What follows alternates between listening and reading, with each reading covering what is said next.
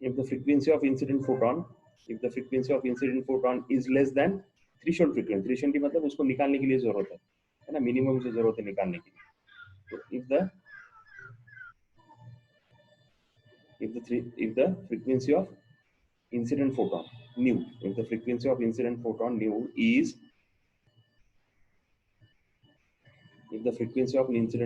nu is less than threshold frequency nu zero is what? Nu zero is the minimum energy of that particular जो electron यहाँ पे है, वो electron को बाहर निकालने के लिए जो मिनिमम एनर्जी लगेगी उसकी जो फ्रीक्वेंसी रहेगी उसको थ्रेशोल्ड फ्रीक्वेंसी बोलते हैं. So the first condition is if the energy of or the frequency of the incident photon is less than threshold frequency, there won't be any current नहीं रहेगा. Second condition क्या होगी? if the frequency of incident photon is greater than threshold frequency, then there will be current. Yes, current आएगा. And third condition है, अगर दोनों same रहेंगे तो इलेक्ट्रॉन जस्ट इमिट होगा पर करंट नहीं होगा, वो मूव नहीं करेगा.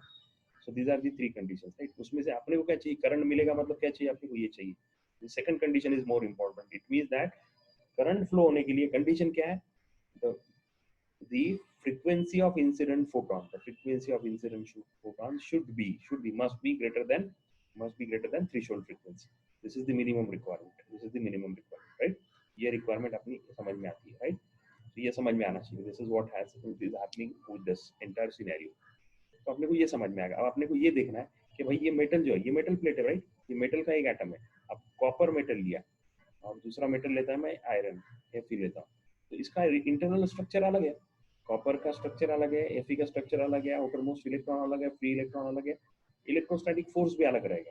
तो इसका मतलब हुआ कि इसको बाहर निकालने के लिए कॉपर के एक इलेक्ट्रॉन को बाहर निकालने के लिए और फेरस के और आयरन के एक इलेक्ट्रॉन को बाहर निकालने के लिए अलग अलग एनर्जी लगेगी.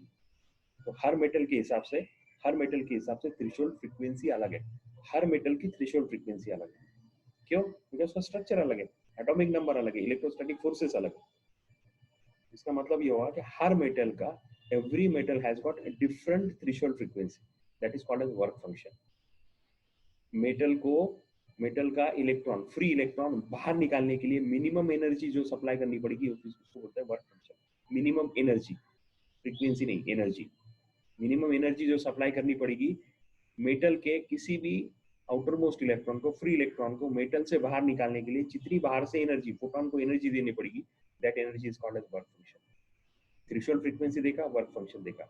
हमने कैसा निकलता है वो देखा. तीन कंडीशन देखे. कब इलेक्ट्रॉन बाहर निकलेगा? जब आने वाली फ्रीक्वेंसी ज्यादा रहेगी निकालने के लिए लगने वाले से. In that case that is the scenario. Now let's check with the book. अब पढ़ेंगे तो समझ में आएगा कि क्या था वो. What was exactly the scenario? What was written in the condition number 1 in the book? Now you will understand. When ultraviolet radiation was incident on the emitter plate पे आके current आए recorded आएगा. If the intensity of radiation was very low, कम भी रहेगा तो आएगा. क्यों आएगा? क्योंकि photo current was observed only if the frequency of incident radiation, ये देखो ये important, frequency of incident radiation was more than threshold frequency. Threshold frequency का symbol है nu zero. This is nu zero. Nu zero was same for given metal. Her metal के लिए nu zero क्या रहता है? सेम रहता है. और different for different metal. सही है? Different metal, अलग अलग मेटल का मेटल रहेगा तो अलग अलग मेटल के लिए सारी सिनेरियो अलग रहेगी. आउटर मोस्ट इलेक्ट्रॉन में अलग रहेगी, फिर बाद में पैरिटी अलग रहेगी, वैलेंसी अलग रहेगी, इलेक्ट्रोस्टैटिक फोर्सेस अलग रहेगी, सारी चीजें अलग रहेगी. उसके वजह से थ्रेशोल्ड फ्रीक्वेंसी अलग रहेगी. और given frequency new is greater than nu zero. जब न्यू एंड न्यू जीरो रहेगा तभी इंसिडेंट रेडिएशन क्या करेंगे, क्या मिलेंगे? रेडिएशन कितना भी छोटा रहो, इलेक्ट्रॉन ऑलवेज इमिटेड. कितना भी छोटा रहो, कुछ भी रहो, अगर nu greater than nu zero है तो इलेक्ट्रॉन बाहर निकलेंगे. ये है first conclusion, first observation. First observation is क्या? In short, first observation nu should be greater than nu zero. This was the first observation. आप ये लिख भी सकते हैं, first observation nu is greater than nu zero. और फिर उसको एक्सप्लेन कर सकते हैं, और एक्सप्लेनेशन उसको इस तरह से उन्होंने किया है. और न्यू जीरो को क्या बोलते हैं? That is called as threshold frequency. Threshold frequency क्या? आप डेफिनेशन लिख दो. चलो लिखो थ्रेशोल्ड फ्रीक्वेंसी. ये पहला पॉइंट आपको 3 या 4 लाइन में अच्छे से लिखना है, राइट? अपने वर्ड्स में लिखना है. अपने वर्ड्स में आप लिखोगे, राइट? मैं भी कोशिश करूंगा इसके नोट्स बाद में आपको रेडीमेड कहीं से दे दूँ, पर वो रेडीमेड देखते हैं कितना दे सकते हैं, तो ये किताब काफ़ी सफिशिएंट है।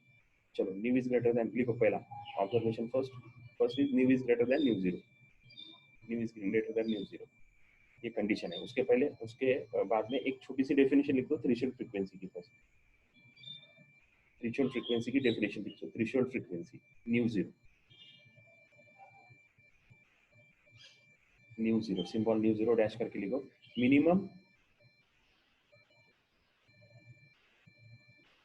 Frequency of the incident radiation, minimum frequency of the incident radiation bracket में photons, minimum frequency of incident radiation, photon मत लिखो, छोड़, confusion हो जाएगा। minimum frequency of the incident radiation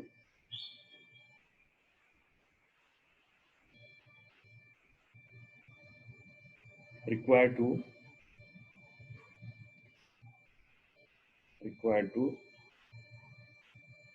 eject, required to eject or emit valence electron from the emitter plate, from the emitter plate, from the emitter plate is called as threshold frequency, is called as threshold frequency, is called as threshold frequency, full stop, full stop। अब वो figure जो मैंने निकाली थी वो निकालने की कोशिश करो घर बाद में, अभी मैंने इसके पहले जो फिगर निकाली थी ना पूरा रिकॉर्ड पूरा, तो उसका रिकॉर्डिंग भी बाद में आप देख सकते हैं, आएगा 3 केसेस, 3 पॉसिबिलिटीज लिखो। There are 3 possibilities, there are 3 possibilities. 1, nu is less than nu zero, nu is less than nu zero. पहली पॉसिबिलिटी है nu is less than nu zero, nu is less than nu zero.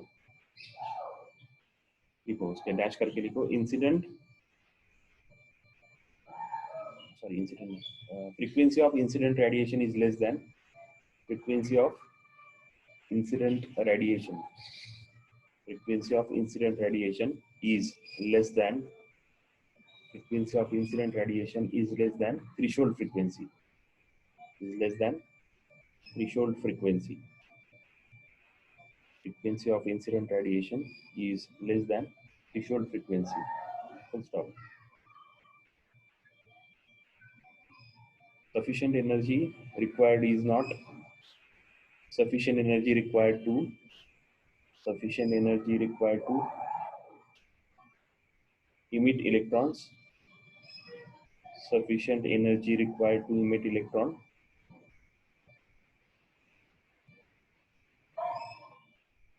is not available with incident radiations, is not available with incident radiations, full stop।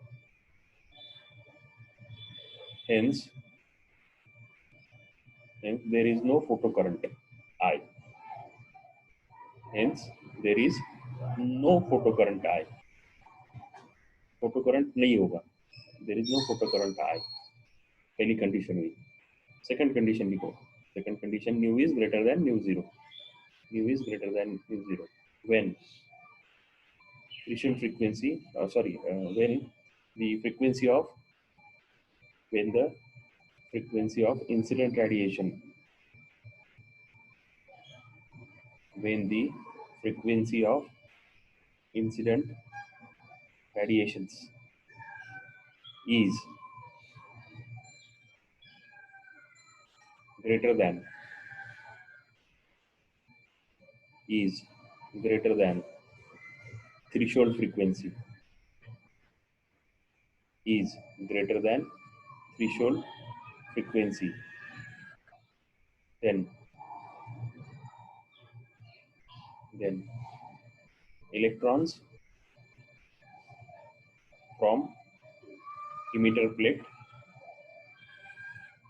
then electrons from emitter plate will be emitted, electrons from emitter plate will be emitted, and current will flow, and photocurrent will flow, and photocurrent will flow, and photocurrent will flow, full stop, and photocurrent will flow, full stop. ठीक है, दो ही condition लिखेंगे, तीसरी आपने मालूमात के लिए हमने लिखे थे। ठीक है, ये हो गया दूसरा, राइट, ये दो हो गया। पहला ऑब्जर्वेशन हुआ, दूसरा ऑब्जर्वेशन लिखते, पहला ऑब्जर्वेशन समझ में आया, ओके। दूसरा observation, there was no time lag between the incident of light and emission of electrons. The photocurrent started instantaneously on shining the radiation. Even the intensity of radiation was low as soon as the incident radiation was stopped.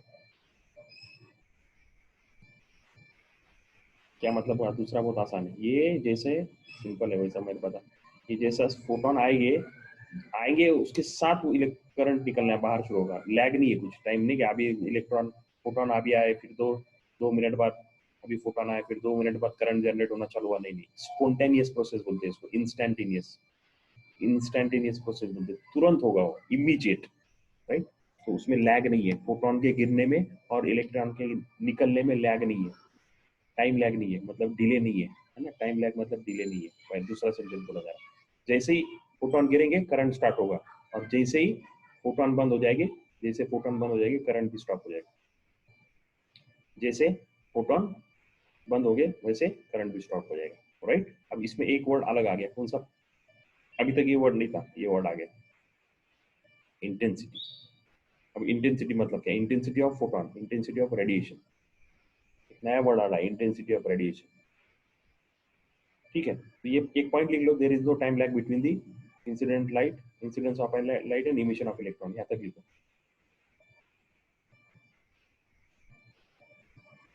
There is no time lag between the incident of light and emission of electrons. The photocurrent starts spontaneously. यहाँ तक लिख दो, तो photocurrent starts spontaneously, बस यहाँ तक लिखा तो भी काफी है, आगे का नहीं लिखा तो चलेगा। तो photocurrent starts instantaneously, तुरंत चालू होगा, instantaneously। ठीक है, ओके फाइन। नाउ नेक्स्ट, ये हो गया, ये पॉइंट खत्म हो गया सेकंड पॉइंट का, आपने को समझ में आया। बट ये पॉइंट जो आ रहा है इंटेंसिटी, इंटेंसिटी मतलब क्या? मेरे को कोई बोलेगा इंटेंसिटी ऑफ रेडिएशन मतलब क्या? इंटेंसिटी हम बिल्कुल 11 के पहले चैप्टर से पढ़ रहे हैं। देखो, इंटेंसिटी ऑफ ल्यूमिनेंस पहले चैप्टर में पहला टेबल जो आया था, physical quantity, fundamental physical quantity, वो आई है। Intensity of radiation, intensity of light, वही है ये। रेडिएशन मतलब लाइट ही है, इंटेंसिटी ऑफ लाइट उसका यूनिट है कैंडेला, ऐसा यूनिट कैंडेला है, राइट। दिस इज फंडामेंटल, यहाँ आके 12th में आखिरी चैप्टर में आके उसका इस्तेमाल है ना, इतनी देर तक सोया पड़ा था कैंडेला। चलो बोलो, इंटेंसिटी मतलब क्या? डेफिनेशन अगर किसी को याद है 11th वाले, मैंने आपको तो बताया था, अगर किसी को गलती से याद है तो बोलो, चैट करके बोलो गलती से अगर किसी को याद है, what is intensity of light या कुछ भी ऐसा। इंटेंसिटी किसको बोलते हैं?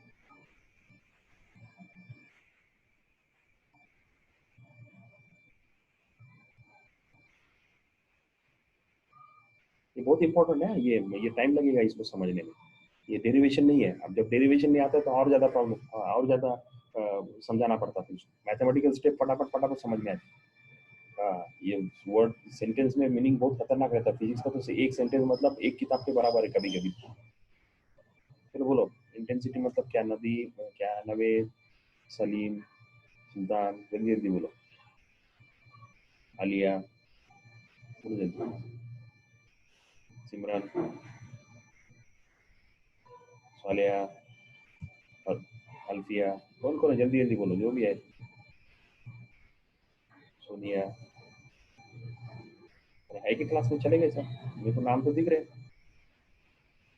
अरे नाम तो दिख रहा है, आवाज नहीं आ रही क्या मेरी? अरे अरे अरे, शायद मेरी आवाज में। इंटेंसिटी मतलब क्या? बोलो इंटेंसिटी।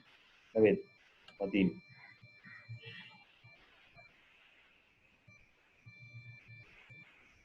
रिजा, रिफा,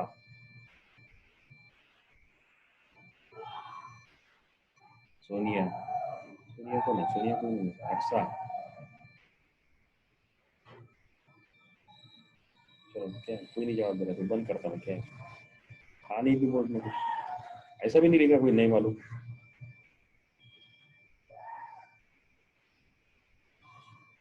चलो आधा तो कम से कम सही जवाब दिया मतीन ने, थोड़ा बहुत तो सही जवाब दिया, कुछ तो याद आया उसको, है ना। इतना चिल्ला चिल्ला के बोला था मैंने ये चीज, इतना एक दिन समझा रहा था ये सारी चीजें, कुछ तो याद आया।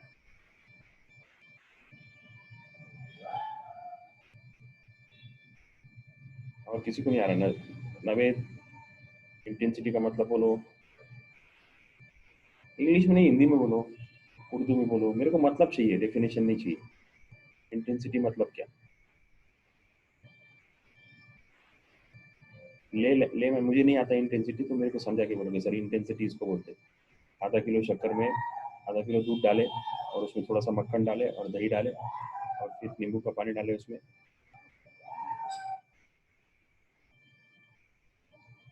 है ना, और उसमें आधा किलो जलेबी डाले तो इंटेंसिटी बनती है, ऐसा कुछ तो। आप थोड़ा आम का रस, आम का सीजन है तो इसका मिक्स अपने मिक्सर में से निकाले तो जो बनता है उसको इंटेंसिटी बोलते हैं।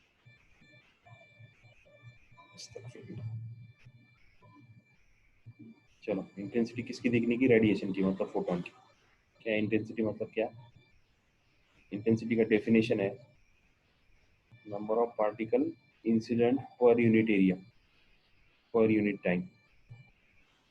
Number of particles incident per unit area per unit time, number of particles incident on per unit area per unit time, particular area में कितने पार्टिकल्स आ रहे है ना। ये पर्टिकुलर एरिया में ये फोटोन आ रहे हैं ना, इधर से लाइट है, ये फोटोन आ रहे इधर से, है ना। तो अगर फोटोन ज्यादा, फोटोन की ताकत नहीं ज्यादा, photon number, number N, photon N of P, फोटोन का नंबर ज्यादा, suppose for example N of P 20 है, 20 फोटोन आ रहे हैं, तो मैं उसको अगर I1 बोल रहा हूँ, इंटेंसिटी I1, और दूसरा इंटेंसिटी, और दूसरा है इंटेंसिटी और करंट में सेम बॉल आता बहुत बार, तो उसको कंफ्यूजन नहीं करने का। I2 10 है, तो किसकी इंटेंसिटी ज्यादा है? इसकी इंटेंसिटी ज्यादा है। इंटेंसिटी ज्यादा मतलब क्या? इंटेंसिटी ज्यादा मतलब क्या? 20 फोटॉन्स आ रहे हैं, 20। I2 इंटेंसिटी कम मतलब क्या है? कम फोटॉन, पार्टिकल कम आ रहे हैं, उसकी ताकत भले ही कम ज्यादा है वो नहीं मालूम, उसकी फ्रीक्वेंसी क्या है उससे कुछ लेना देना नहीं है, उसकी वेवलेंथ क्या है, एनर्जी क्या है, उससे कुछ लेना देना नहीं है, फोटॉन्स कितने हैं, है ना। अब मैं आपको एक एग्जांपल बोलता हूँ, है ना। अभी सारे के सारे कितने बच्चे हैं इधर अपनी क्लास में? सब 16 बच्चे, 16 बच्चे मेरे सामने खड़े, सब मेरे सामने दिख रहे हैं, देखो मैं एक साइड में खड़ा, 16 बच्चे मेरे सामने खड़े, खड़े के दिख रहे हैं सबको? दिख रहे हैं? हाथ रेस करके बोलो, मैं एक साइड में खड़ा हूँ, मेरे सामने 16 बच्चे एक लाइन में बिल्कुल खड़े हैं और एकदम मेरी तरफ फेस करके खड़े, अरे खड़े ना, हाथ रेस करके बोलो, दिख रहा क्या? मैं दिख रहा क्या आपको? सामने खड़ा हूँ, आप मेरे सामने खड़े, अरे हाथ रेस भी नहीं कर रहे, चलो दिख रहे क्या? ओके फाइन, कुछ तो जवाब दो यार। हाँ, मेरे मेरे को लग रहा तुम सो गए क्या, हाथ रेज नहीं करेंगे तो मेरे को लगता तुम सो गए। चलो दिख रहा सामने, मैं इधर खड़ा हूँ, राइट, और इधर तुम लोग खड़े हैं, राइट, इधर ये लाइन में ऐसे बराबर मेरे को फेस करके खड़े हैं। मेरे पास है ना पत्थर है, पत्थर 3-4 पत्थर है ना, 3-4 पत्थर है छोटे छोटे, 3-4, ये 4 पत्थर है मेरे पास, है ना। वो 4 पत्थर मैंने फेंका, 5 ले लो, चलो नंबर 5 पत्थर मैंने फेंका इधर, टाक टाक टाक टाक टाक 5 पत्थर फेंका, उसका स्पीड कितना रखा? V1 रखा, V1, और एनर्जी कितनी होगी? E1, राइट, V1 5 पत्थर फेंका मैंने, तो उसकी ये इसकी वेलोसिटी V1 है, एनर्जी E1 है, और इंटेंसिटी कितनी है? 5। अब मैंने चेंज कर दिया, मैंने 10 पत्थर फेंका, पर उतना उसकी वेलोसिटी उतनी ही रखा, एनर्जी भी उतनी ही रखा, देखो वेलोसिटी भी उतनी ही रखा। सिनेरियो नंबर 2, ये सिनेरियो नंबर 1, ये सिनेरियो नंबर 2।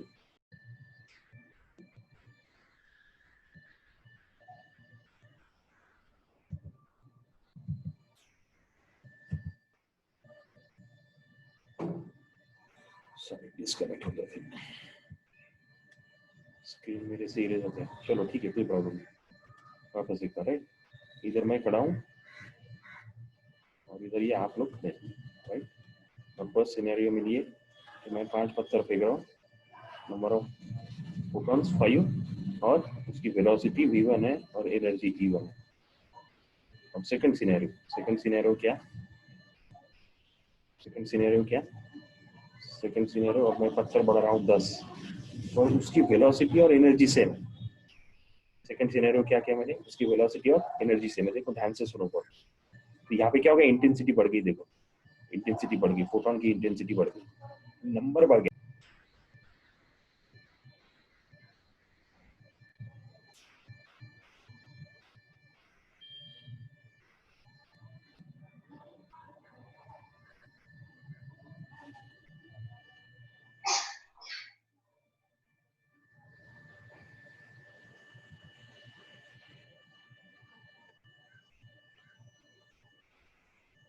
स्क्रीन अपसेट हो रहा है, स्क्रीन स्क्रीन स्क्रीन लूज कर रहा है।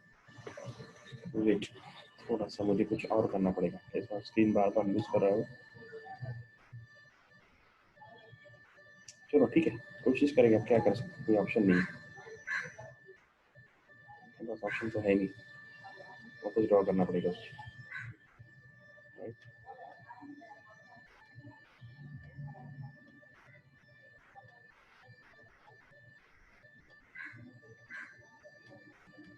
इंटेंसिटी बढ़ा दी, वेलोसिटी और energy constant, velocity energy constant. अब सिनेरियो नंबर 2, दूसरा सिनेरियो, राइट। यहाँ पे आप लोग खड़े हैं ना, आपकी तरफ मैं क्या कर रहा हूँ, फोटॉन्स फेंक रहा हूँ, पत्थर फेंक रहा हूँ, है ना। उसका ये सिनेरियो। अब सिनेरियो नंबर 2 ये एक हो गया। अब दूसरा, दूसरा मैंने क्या किया कि भाई मैंने सेकंड सिनेरियो, इसमें मैंने 5 ही फेंक रहा हूँ, 5 ही फेंक रहा हूँ, 5 फेंक रहा हूँ। और 5 फेंक के, मेरी आवाज नहीं आ रही, आवाज आ रही है क्या Naved? Naved, am I audible? हाथ रेस करके बोलो यस। ठीक है, दूसरे इसमें मैं 5 ही पत्थर फेंक रहा हूँ। क्या पर वेलोसिटी मैंने बढ़ा दी, तो वेलोसिटी बढ़ाई तो एनर्जी भी बढ़ जाएगी। देखो बहुत एकदम जबरदस्त कंसेप्ट है, समझना, कंसेप्ट समझना बहुत जरूरी है। पहले इसमें मैंने 5 पत्थर फेंका था, फिर 10 फेंका, और मैंने एनर्जी और ये वेलोसिटी कांस्टेंट रखा। दूसरे में मैंने क्या किया, 5 ही पत्थर फेंक रहा हूँ, मतलब पहले वाला सिनेरियो 5 ही पत्थर फेंक रहा हूँ। But in that case what I am doing is I am increasing velocity and energy.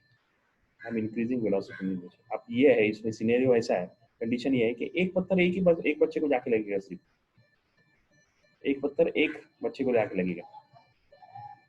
तो इसमें कितने फोटॉन्स निकलेंगे, एक 5 फोटॉन है तो कितने इलेक्ट्रॉन निकलेंगे, कितने इलेक्ट्रॉन निकलेंगे, 5 इलेक्ट्रॉन निकलेंगे, बराबर। 5 लोगों को जाके पत्थर लगेगा, 5 इलेक्ट्रॉन निकलेंगे।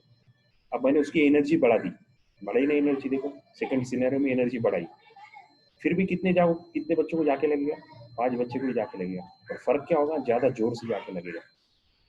Do you agree? 5 ही बच्चों को लगेगा, पर क्या होगा इन दिस केस, वो थोड़ा सा ज्यादा जोर से जाके लगा, एनर्जी ज्यादा है। पर इलेक्ट्रॉन कितने बाहर निकले, बच्चों कितने बच्चों को लगा, 5 ही बच्चों को लगा। इन दोनों सिनेरियो में नंबर ऑफ फोटॉन सेम है, तो इलेक्ट्रॉन भी सेम है।